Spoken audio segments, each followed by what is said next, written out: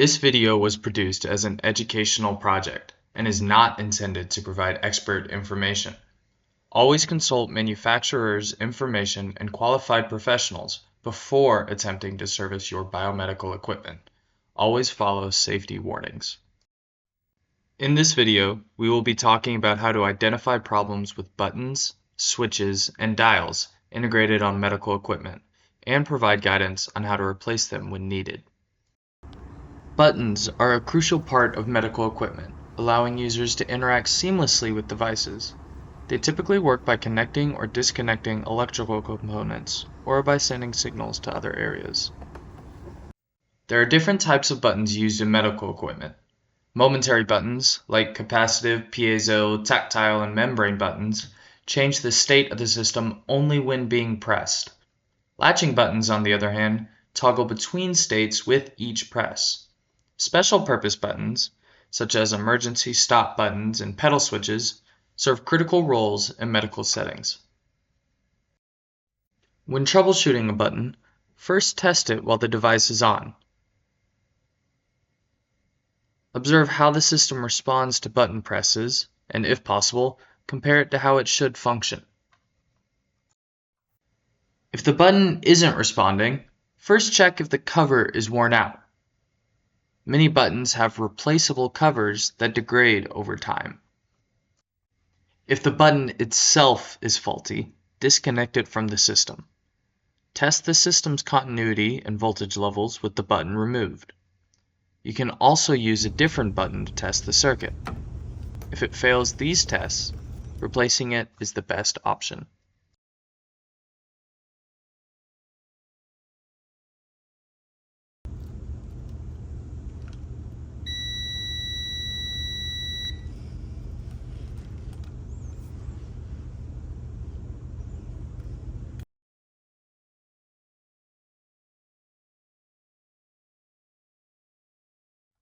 Unlike buttons, which return to their default state when released, switches maintain their state until toggled. Switches allow users to toggle between discrete states or activate and deactivate specific operations. As can be seen here, the button only lights up the LED while it's being pressed, whereas the switch can be pressed and maintain the state of the LED. Medical equipment uses several types of switches. Mechanical switches, like rocker switches, generate discrete signals based on mechanical input. Electrical switches allow or disrupt the flow of electricity. Foot switches enable hands-free operation in sterile environments. Proximity switches use infrared light, ultrasound, or motion to activate. Other sensor-based switches detect pressure and temperature changes. Membrane switches are thin, flexible, and commonly used on diagnostic devices.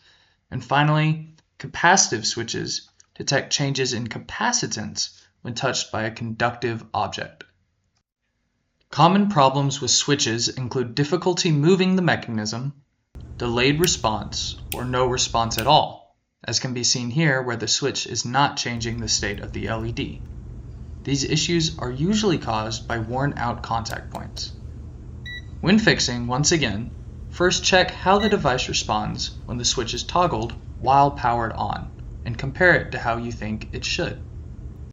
If the switch is deemed faulty, first unplug the device and open it up. Check for corrosion or worn-down contact points. A good example of a corroded switch can be seen here. Clean the corrosion or dust with alcohol, or gently sand it down to restore conductivity.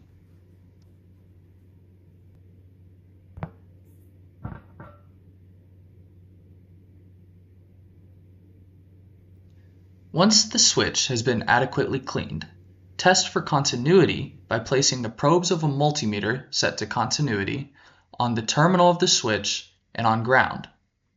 If the internal mechanism is deemed to be damaged, replacing the entire switch is recommended. When installing a new switch, ensure that it has the same current rating and operating voltage as the original. After replacing, tighten any loose terminals before reassembling the device completely. Dials allow users to adjust settings or parameters within a range, such as volume, temperature, or timing. In this case, on a patient's vital monitor, it is being used as a cursor, manipulating user interaction with a screen. Like buttons and switches, dials can be discrete or continuous. Discrete dials have predefined steps and are commonly used for repeatable settings like preset temperature controls. Continuous dials, on the other hand, turn smoothly without fixed increments, allowing for very precise adjustments. Medical devices primarily use three types of dials. Potentiometer dials generate a variable voltage by changing resistance as the dial turns. They provide continuous control but wear out more easily over time. Encoder dials use sensors to track movement with high precision and durability.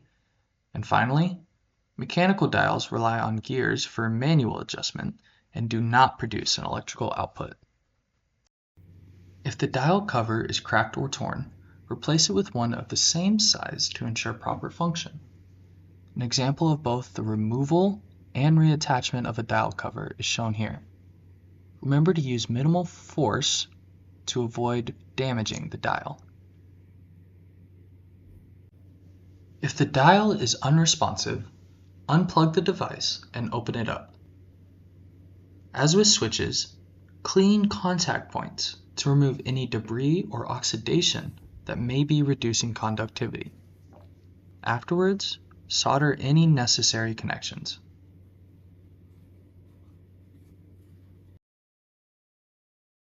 For potentiometer dials specifically, if cleaning the contact points doesn't work, ensure that the dial is properly removed while the device is unplugged, and check that the resistance between terminals changes correctly as the dial turns. If it doesn't, replacing the potentiometer is the best solution. Once again, while replacing, ensure the new dial has the same specifications, namely resistance, power rating, and physical fit. If placing the dial back on, it is important to once again ensure that the terminals holding the contact points are not loose.